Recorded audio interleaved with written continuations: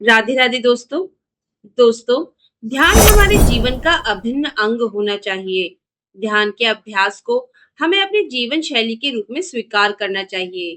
दोस्तों, आज मैं अपने इस वीडियो के माध्यम से ध्यान के लाभ और ध्यान की आवश्यकता को बताना चाहूंगी। ध्यान योग ईश्वर साक्षात्कार का विज्ञान है। ये संसार का सबसे व्यवहारिक विज्ञान है। यदि लोगों को इसका महत्व समझ में आ जाए और वे इसके लाभदायक परिणामों को अनुभव कर सके, तो अधिकांश लोग ध्यान करना चाहेंगे। ध्यान का चरम उद्देश्य है सचेतन रूप से ईश्वर की उपस्थिति तथा ईश्वर के साथ आत्मा की शाश्वत एकरूपता के बोध को प्राप्त करना। अपनी सीमित क्षमताओं को इस सृष्टिकर्ता की सर्वव्यापकता एवं सर्वशक्तिमत्ता के साथ जोड़ देने से बढ़कर ऐसी कौन सी उपलब्धि है जो अधिक उद्देश्यपूर्ण एवं उपयोगी है। ईश्वर साक्षात्कार से साधक पर प्रभु के आनंद, प्रेम, शक्ति एवं ज्ञान के आशीषों की वर्षा होती है। ध्यान में एकाग्रता के चरम रूप का उपयोग होता है। एकाग्रता में मन को भटकनों से हटाकर किसी एक ऐसे विचार पर केंद्रित किया जाता है जिसमें व्यक्ति की रुचि हो। एकाग्रता के उस विशेष रूप को ध्यान कहा जाता है जिसमें मन को चंचल विचारों से मुक्त कर ईश्वर पर केंद्रित किया गया हो। अतः उस एकाग्रता को ध्यान कहते हैं जिसे ईश्वर को जानने के लिए उपयोग में लाया गया हो। ध्यान को सीखने के लिए कुछ आवश्यक दिशा निर्देश दिए गए हैं। एक सीधी कुर्सी पर या किसी ठोस सतह पर पालती लगाकर बैठ जाएं। अपने मेरुदंड को सीधा तथा ठुड्डी को धरती के समानांतर रखें। यदि आपकी शारीरिक मुद्रा ठीक है तो आपका शरीर स्थिर होने के साथ साथ तनाव मुक्त हो जाएगा, ताकि आप बिना कोई मांसपेशी हिलाए पूरी तरह निश्चल बैठे रह सकें। ऐसी निश्चलता जिसमें शरीर हिले डुले नहीं, गहन ध्यान की अवस्था प्राप्त करने के लिए अनिवार्य है।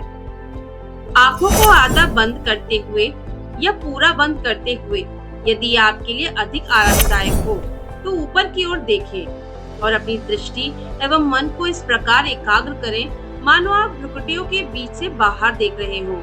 जब कोई व्यक्ति गहन एकाग्रता की अवस्था में होता है तो प्रायः वह इस स्थान पर अपनी भ्रुकुटियों को सिकोड़ लेता है। आंखों को विकृत ना करें और उन पर जोर ना डालें। जब हम तनाव मुक्त एवं शांतिपूर्ण ढंग से एकाग्र होते हैं तब सहज ही दृष्टि ऊपर की ओर चली जाती है। सबसे महत्वपूर्ण है अपनी पूरी एकाग्रता को भ्रूमध्य पर केंद्रित करना। यही है क्राइस्ट चेतना, जिसको हम कृष्ण चेतना भी कहते हैं। इस कृष्ण चेतना का स्थान एकल नेत्र का वह स्थान जिसके बारे में क्राइस्ट ने कहा था, शरीर की ज्योति आंख है, इसलिए यदि तुम्हारी आंख एक ही हो जाए तो तुम्हारा सारा शरीर प्रकाश से ओतप्रोत हो जाएगा। जब ध्यान का उद्देश्य पूरा हो जाता है तब भक्त पाता है कि उसकी चेतना स्वतः ही दिव्य नेत्र पर एकाग्र हो गई है और अपनी आंतरिक आध्यात्मिक क्षमता के अनुसार वे परमात्मा के साथ एक आनंदपूर्ण दिव्य एकाकार की अवस्था अनुभव करता है। अभी बताई गई ध्यान की मुद्रा में जब आप स्थिर हो जाते हैं तो ध्यान के लिए अगली तैयारी है फेफड़ों में इकट्ठा हो चुकी कार्बन डाइऑक्साइड को बाहर निकालना, जो चंचलता उत्पन्न करती है।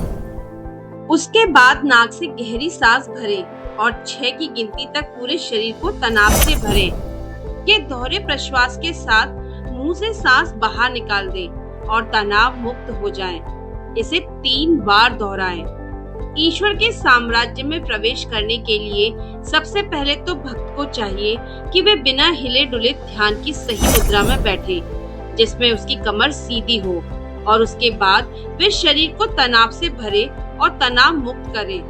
ऐसा इसलिए क्योंकि तनाव मुक्त हो जाने पर आपकी चेतना मांसपेशियों से हट जाती है। ध्यान की शुरुआत में योगी कई बार सही ढंग से गहरा श्वास प्रश्वास करता है, जिसमें वे श्वास भरते हुए पूरे शरीर में तनाव लाता है और प्रश्वास करते हुए शरीर को तनाव मुक्त करता है। प्रत्येक प्रश्वास के साथ मांसपेशियों से पूरा तनाव और हलचल को तब तक दूर किया जाना चाहिए जब तक कि शरीर निश्चल अवस्था में ना जाए। तत्पश्चात एकाग्रता की ध्यान प्रविधियों द्वारा मन की चंचलता समाप्त होती है। शरीर एवं मन की पूर्ण निश्चल अवस्था में योगी आत्मा की उपस्थिति की अवर्णनीय शांति के आनंद का पान करता है। इस देह मंदिर में प्राण निवास करते हैं। मन मंदिर में ज्योति निवास करती है, आत्मा मंदिर में शांति निवास करती है। हम जितना अधिक गहराई से अपनी आत्मा में प्रवेश करते जाते हैं, उतनी ही अधिक शांति हम महसूस करते हैं। यही अधिक चेतनता है।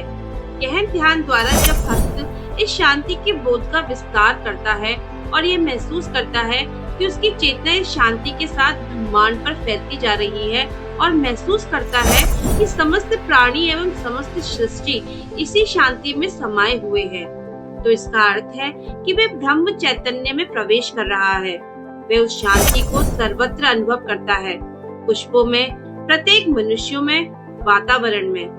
वे देखता है कि पृथ्वी एवं सभी संसार शांति के उस महासागर में बुलबुलों की भांति तैर रहे हैं।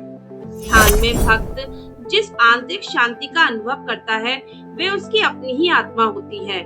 अधिक गहरा जानने पर उसे जिस बृहद शांति का अनुभव होता है, वह ईश्वर है।